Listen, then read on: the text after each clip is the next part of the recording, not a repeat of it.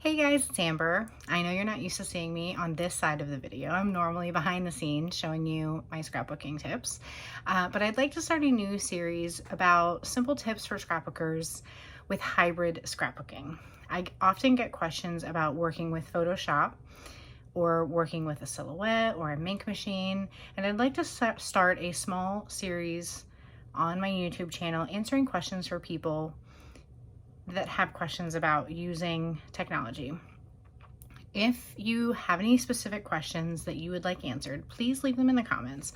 I will also be sharing this video on my Instagram channel and Allie Edwards' Facebook group, Craft a Story, to try to see what people need help with.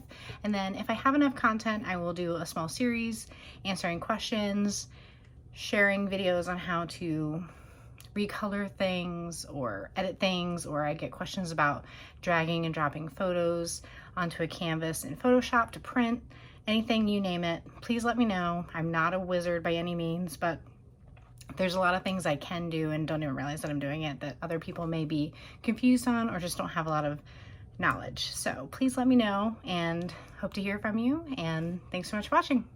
Bye.